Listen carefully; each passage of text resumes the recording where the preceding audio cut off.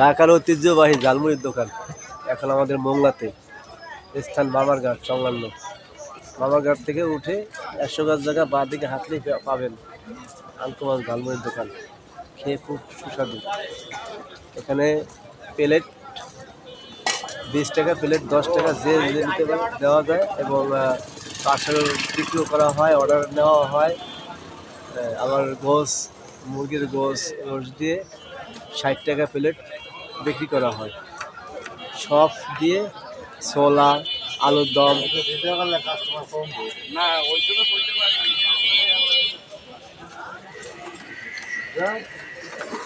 দর্শক দেখেন, ঢাকার ঐতিহ্যবাহী ঝালমুড়ি, চক বাজারের ঝালমুড়ি এখন আমাদের মোংলাতে পাওয়া যাচ্ছে।